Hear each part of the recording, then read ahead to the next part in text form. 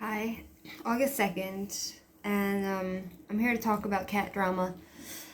So, basically, I spoke to a few people, and they told me that it's not right to keep the cat alive, right? My Melanie. So, I called like one vet, they didn't answer me. Twice, because I think I had told this other vet in Jerusalem where I took Jacinda to get her antibiotics for her lungs. I'm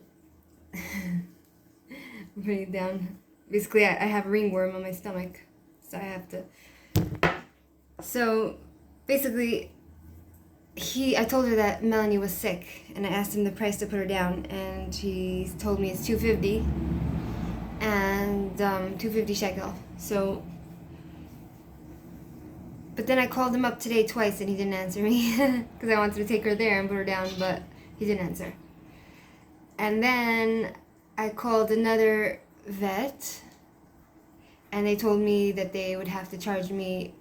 They'd first have to check her out. And that would cost a lot of money to test her, check her out, see what her problem is, and then decide to put her down, which would cost more money.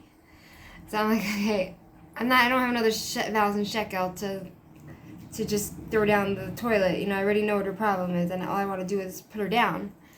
And so I said, okay, I'll call you back if I'm interested. Then someone else told me to call the JSPCA, and they said that I should just tell them that I got a stray cat and I don't have money and I want to put her down.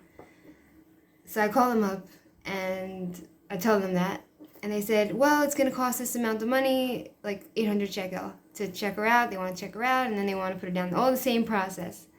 So I'm like, but someone told me that, you know, if someone doesn't have money, they can come to you, and you'll take them for free, you know? So I said, you know what, let me call you back. We'll call you back if there's a better price. So they hung up the phone on me, and they never called me back. So I was like, you know what, fuck them.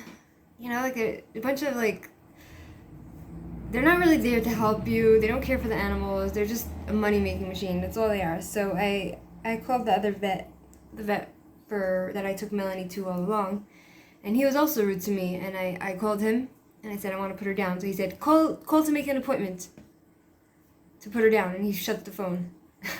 And I'm like, that is so weird. Like, why is he shutting the phone down on me if I want to make an appointment? I told him I want to put her down. So then I called him back again, and I said, hi, it's me again. Can I bring her in to put her down? And he's like, okay, 12 o'clock. So I'm like, okay, you know what? So I took her to the vet, and I told the vet, I don't want to be in the room when you put her to sleep.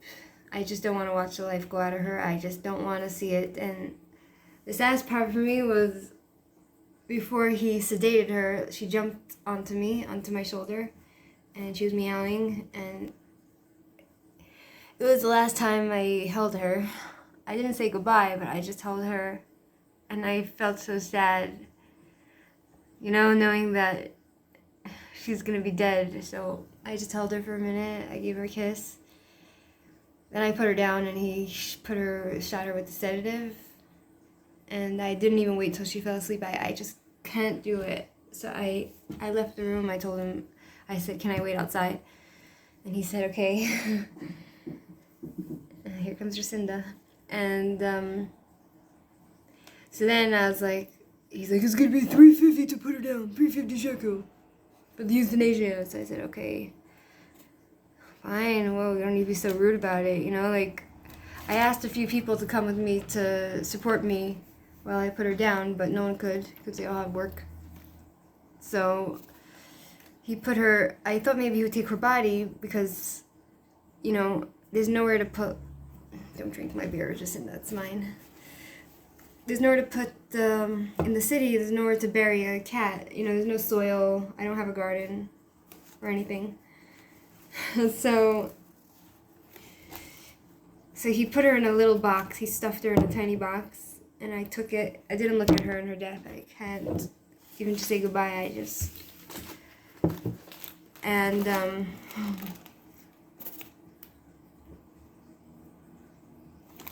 I need to drink this because that was a tough day. So my friend, my sister's mother-in-law, who I'm close to and I love very much, she called me and she's like, she said, I said, what should I do with my cat? She said, just find a place and dig a shallow hole and put her in it and then cover her with rocks so no wild animals can pull her out. So I went and I found like a place where there was trees and stuff, and I went in and I kind of hid behind the tree because I didn't want any police to stop me. Oh, what are you doing, you know?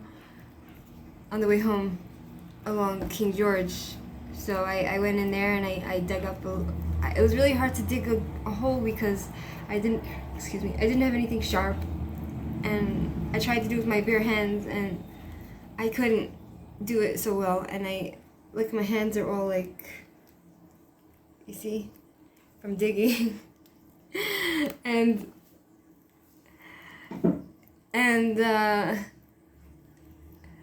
so I tried to dig with rocks and twigs and stuff, and I was only managed to dig a shallow grave enough to put her halfway in.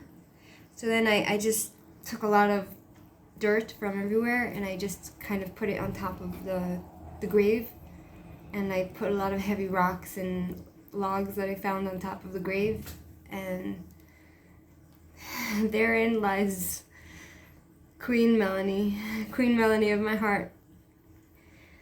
So I just left her there and I came home, and now Jacinda has like issues. She's sneezing and I have to take her to the vet.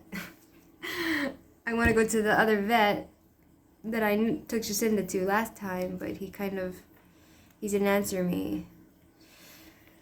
So that's the story. I just sanitized my house a little bit. Because the disease she had was the virus, it was contagious. So I refilled the litter. Look. I refilled the litter over there. I cleaned it out with disinfectant, and I mopped the floor, and I have to do a few washes, loads of laundry.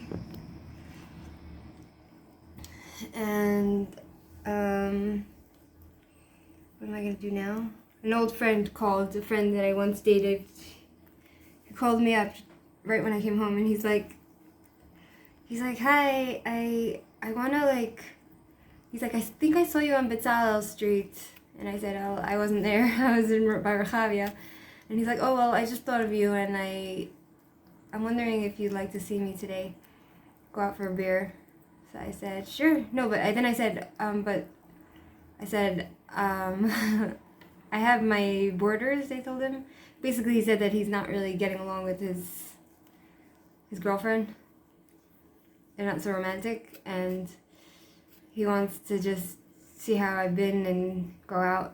And I said as friends, I said to him, look, I'm not one of those women that will want to hurt someone else. It's not something I want to do. So I said, I'm not touching you at all because I don't want to hurt your girlfriend. I'm not that kind of woman. I said, look, I might not be the most moral person, when it comes to whatever, but when I have my boundaries. Like, I don't want to, if it's going to hurt someone else, I'm not going to, I don't want to be that person to hurt another woman, because it's so easy to hurt someone else, but I can't get myself to do that, you know what I mean? It's not my thing. So it'll be just interesting to hear how he's been, and he'll hear how I've been. We'll talk a little like friends, and here's Jacinda. She's still sick. I got ringworm from her. Pick her up like this. She doesn't like it. I got ringworm from her. Jacinda, you want to say hi to the people while you're still alive? See, she's sneezing. I have to take her to the vet. Ugh, I can't. It'll be okay. She's a big girl.